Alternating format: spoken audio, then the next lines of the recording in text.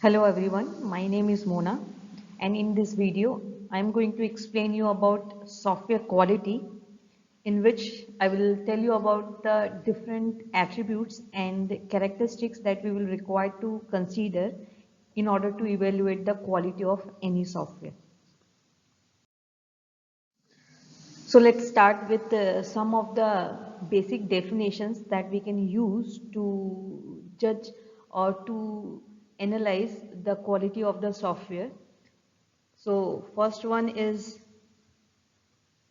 conformation to the requirement, means if the software will fulfill all the requirements of the user and it will contain all the functionalities that will be required by the user, then we will say that on the basis of that the software is of good quality. Next is fitness for the purpose. If software is suitable for the purpose for which it is designed, then on the basis of that also we can say that software is of good quality. And the next one is your level of satisfaction. If it will satisfy the user for whom we had developed the software, then also we can say that the software is of good quality. So these are the some of the basic things on the basis of which we can evaluate whether the software is of good quality or not. Now let's see some of the basic attributes that we will require to consider, or that for which we will require to check in order to evaluate the quality of the software. First one is your reliability. Next is usability, and these are the some sub attributes that we need to consider. Reliability means how much the software is reliable to the user, and usability means how much the user is comfortable with the software while the user is using the software.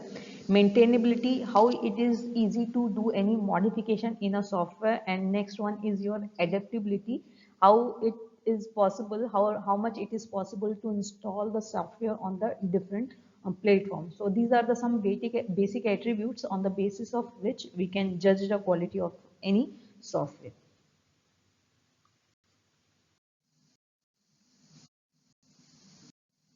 Now, next we will start with some of the basic models or method that will be proposed by some specific scientists.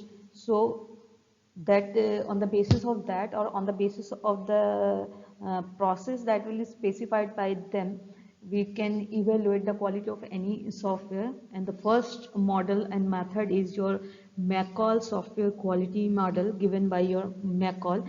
So according to the McCall, we will, in order to evaluate the quality of any software, we have to go through the three things of the software. First one is your product, means the software operation quality. Product transition quality. Product means the software that we are evaluating. And the last one is your product revision quality. Product operation quality means during the operation, how much the correctness, efficiency, integrity, reliability and usability type of attributes we are having in a software. Product transitions mean portability, reusability and interoperability type of features we will require to check for. Portability, how it is easy to install the software. Reusability, so what is the idea that we had used, so that it will become easy for us to reuse the content or reuse the programs that we had written in a program in the development of some new program. And interoperability means how it is easy to interconnect the software with some another software when it is required. Product revision quality means maintainability, flexibility and testability we will require to check. So according to McCall, we will require to check for these three things: product operation quality, transition quality and product revision quality. And finally, on the basis of that, we can specify the quality of the software. And these are the further detailed specification of the different attributes under the product operation quality. Next is product revision quality, and the last one is your product quality.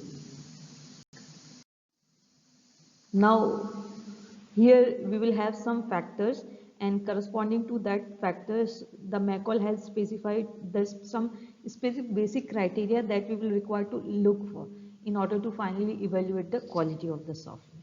So this is all about the McCall quality model that will give you the idea about the different things or different area that you will require to check for in a software in order to evaluate the quality of that particular software.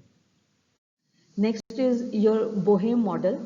Bohem had considered the same set of characteristics to evaluate the quality of the software, but Bohem specified one sequence in which that set of attributes or characteristics you will require to evaluate in order to finalize or analyze the quality of the software that you will require to evaluate. So we will start from this two set of quality as it is utility and maintainability. If these two qualities are present in a software, then further we can go for the next set of quality that we will require to check for evaluating the quality of the software.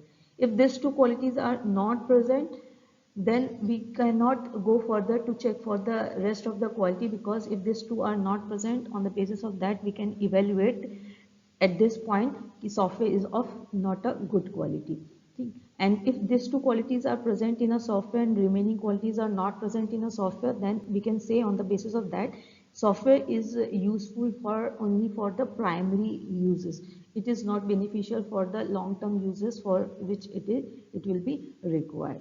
So this is all about the Bohem model, and again these are the set of characteristics and corresponding these are the sub attributes that we will require to consider. Next is ISO 9126. This is the third method that we will require to evaluate the quality of the software, and ISO 9126 specified these 6 attributes or characteristics on the basis of which we are going to evaluate the quality of the software. First one is the functionality, next is reliability, usability, efficiency, maintainability and portability. We will check for these 6 qualities in a software, and finally on the basis of that we can specify whether the software is of good quality or not.